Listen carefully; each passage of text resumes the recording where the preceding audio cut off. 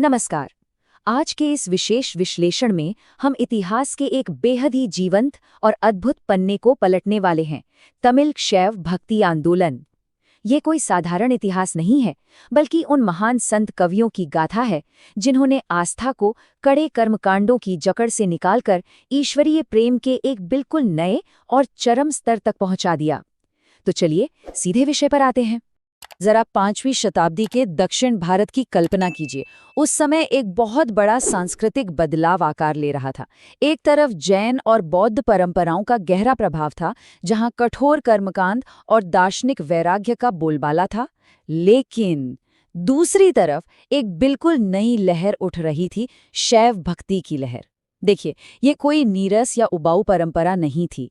ये भावनाओं से ओतप्रोत, समाज की हर जाति को गले लगाने वाली एक ऐसी सुलभ भक्ति थी जिसने आम इंसान का ईश्वर के साथ सीधा और बहुत ही व्यक्तिगत रिश्ता जोड़ दिया। एक तरह से देखा जाए तो ये उस समय की एक बहुत बड़ी क्रांति थी। तो आज की हमारी चर्चा इन मुख्य बिंदुओं पर होगी: शैव भक्ति का उदय, इसका मूल दर्शन यानी शैव सिद्धांत, और फिर हम 3 बहुत ही दिलचस्प ऐतिहासिक शख्सियतों की बात करेंगे। अप्पर, जो एक सेवक कवि थे, सुंदरर, जिन्हें ईश्वरीय मित्र कहा गया, और माणिक वाचाकर, जो एक रहस्यवादी मंत्री थे। और अंत में हम देखेंगे इन नयनमारों की शानदार विरासत को।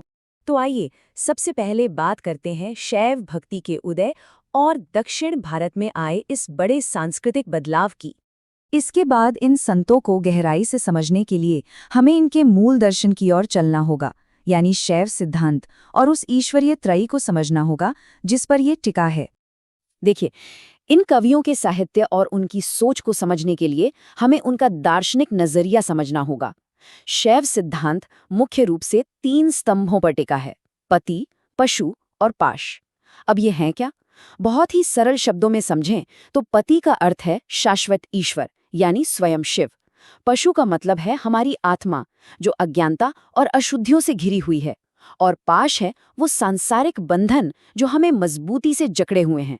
इसका सीधा सा सार ये है कि इन सांसारिक भ्रमों से हमें केवल और केवल ईश्वरीय कृपा ही आजाद कर सकती है, जो एक सच्चे गुरु की तरह हमारा मार्गदर्शन करती है। चलिए अब सीधे चलते हैं अपने पहले नायक की तरफ, अप्पर, जिन्हें सेवक कवि कहा गया और जिन्होंने दास्य भाव का मार्ग अपनाया। अब अगर आप अप्पर के जीवन का घटनाक्रम देखेंगे तो ये किसी फिल्म से कम नाटकीय नहीं लगेगा। कमाल की बात देखिए, उनका जन्म तो हुआ एक शैव परिवार में, लेकिन युवावस्था आते आते उन्होंने जैन धर्म अपना लिया और धर्मसेन कहलाए। फिर मध्य आयु में उनके जीवन में एक बहुत ही अप्रत्याशित मोड़ आया। उन्हें पेट की एक गंभीर बीमारी हो गई। कहा जाता है कि इसका इलाज केवल एक शिव मंदिर में हुए चमत्कार से ही संभव हो सका। बस इसी एक चमत्कारिक घटना ने उनकी पूरी जिंदगी बदल कर रख दी।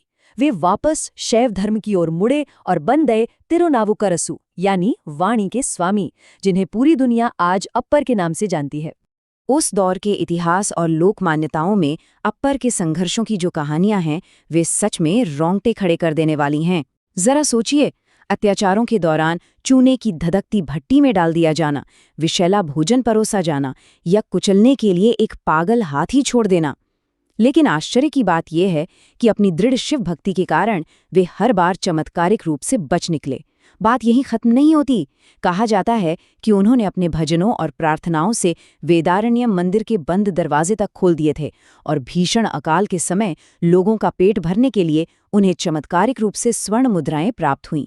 इन घटनाओं ने उन्हें एक आम इंसान से उठाकर सीधे ईश्वरीय स्वरूप में स्थापित कर दिया। लेकिन यहाँ सबसे अहम बात समझने वाली ये है कि अप्पर की आध्यात्मिकता केवल चमत्कारों या बड़े बड़े शब्दों तक सीमित नहीं थी। बिल्कुल नहीं। उनका रास्ता बहुत ही जमीनी था। वो क्या करते थे? एक छोटे से औजार से मंदिरों के रास्तों की घास साफ करते, प्रांगण में झाड़ू लगाते, यात्रियों की प्यास बुझाने के लिए खुद कुएं खुदवाते। उनके लिए बस यही सबसे बड़ी प्रार्थना थी। उनका स्पष्ट मानना था कि शरीर से की गई निस्वार्थ शारीरिक सेवा ही असल में ईश्वर की सच्ची भक्ति है। इसके बाद हम बात करेंगे हमारे दूसरे प्रमुख संत की, सुंदरर, जिन्हें ईश्वरी मित्र माना जाता है और जिन्होंने सखा भाव का मार्ग प्रशस्त किया। आपको जानकर हैरानी होगी कि सुंदरर की आध्यात्मिक यात्रा की शुरुआत किसी सस्पेंस थ्रिलर जैसी है। दृश्य कुछ ऐसा है, उनका विवाह होने ही वाला है, माहौल पूरी तरह से उत्सव का है। तभी अचानक एक वृद्ध ब्राह्मण वहां आ धमकता है। उसके हाथ में एक पुराना ताड़पत्र है और वो भरे मंडप में दावा करता है कि सुंदरर कोई और नहीं बल्कि पीढ़ियों से उनका पुश्तैनी दास है। सोचिए क्या स्थिति रही होगी। एक भारी बहस होती है और फिर वो रहस्यमयी वृद्ध सुंदरर को एक शिव मंदिर की ओर ले जाता है और वहीं अचानक गायब हो जाता है। बाद में ये गहरा रहस्य खुलता है कि विवाह में विघ्न डालने वाला वो वृद्ध और कोई नहीं बल्कि स्वयं भगवान शिव थे। अब इस विस्मयकारी घटना के ठीक बाद सुंदरर के मुख से जो पहला गीत निकला, जरा उस पर गौर कीजिएगा। उन्होंने कहा, हे बावले, हे चंद्रधर, हे प्रभु, मैं आपको कैसे भूल सकता हूँ। मतलब उन्होंने ईश्वर को सीधे बावला या पागल कह दिया। और यही बात सखा भाव यानी ईश्वरीय मित्रता को इतनी खूबसूरती से दर्शाती है। सुंदरर का ईश्वर के साथ ऐसा बेबाक और अनौपचारिक रिश्ता था जहां वे एक दोस्त की तरह ईश्वर से लड़ भी सकते थे, हट कर सकते थे और बिना किसी झिझक के उनसे अपनी मांगे भी रख सकते थे। है ना कमाल की बात। अब आते हैं हमारे तीसरे अध्याय पर, माणिक का वाचकार, एक रहस्यवादी मंत्री जिनकी कहानी भक्ति और विद्रोह का एक अनूठा संगम है। तमिल साहित्य में माणिक वाचकर से जुड़ी सियार और घोड़े की एक बहुत ही मशहूर और थोड़ी हास्यप्रद कथा है। वो 9वीं सदी के पांड्य राजा के प्रधानमंत्री थे। तो हुआ यूं कि राजा ने उन्हें एक बहुत बड़ा खजाना देकर अरबी युद्ध घोड़े खरीदने भेजा।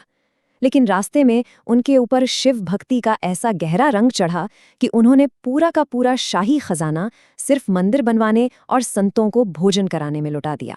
जब राजा को ये पता चला तो जाहिर है वो आग बबूला हो गया और उसने माणिक वाचकर को राजद्रोह के आरोप में जेल में डाल दिया। लेकिन फिर एक दिव्य चमत्कार हुआ। रातों रात जंगल के जंगली सियार शानदार युद्ध के घोड़ों में बदल गए और राजा के पास पहुंच गए।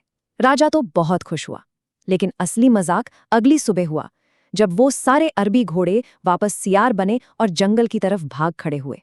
ये पूरी घटना इस बात को बहुत ही रोचक तरीके से दिखाती है कि कैसे सांसारिक जिम्मेदारियों और गहरे रहस्यवादी समर्पण के बीच हमेशा एक भारी तनाव रहता है। खैर, आखिरकार राजा को भी इस सच्ची भक्ति के आगे झुकना ही पड़ा। माणिक वाचकर ने जो साहित्य रचा वो आज भी अमूल्य है, खासकर उनकी 2 उत्कृष्ट रचनाएं तिरुवाचकम और तिरुकोवई। तिरुवाचकम में कुल 51 अध्याय और 656 श्लोक हैं। इसमें ईश्वरीय मिलन की जो तड़प और गहरा रहस्यवादी समर्पण है वो इतना प्रभावशाली था कि साल 1900 में ब्रिटिश विद्वान G.U. पोप ने इसका अंग्रेजी अनुवाद कर डाला। इससे ये भक्ति साहित्य अंतर्राष्ट्रीय अकादमिक मंच तक पहुंच गया। वहीं दूसरी तरफ तिरुकोवई के 400 श्लोकों में ईश्वर को एक नायक के रूप में मानकर बेहद खूबसूरत आध्यात्मिक प्रेम कविताएं रची गई हैं। और अंत में आइए हम नायानमार संतों की इस पूरी विरासत को समझें जिसने समाज की कई स्थापित सीमाओं को तोड़कर रख दिया। यहाँ जो नंबर आप देख रहे हैं 63, ये कोई साधारण आंकड़ा नहीं है। ये पेरिया पुराणम नामक प्रसिद्ध ग्रंथ में मान्यता प्राप्त कुल नायनमार संतों की आधिकारिक संख्या है। और जो बात इस पूरी सूची को उस समय के हिसाब से सबसे ज्यादा क्रांतिकारी बनाती है वो है इसका समावेशी होना।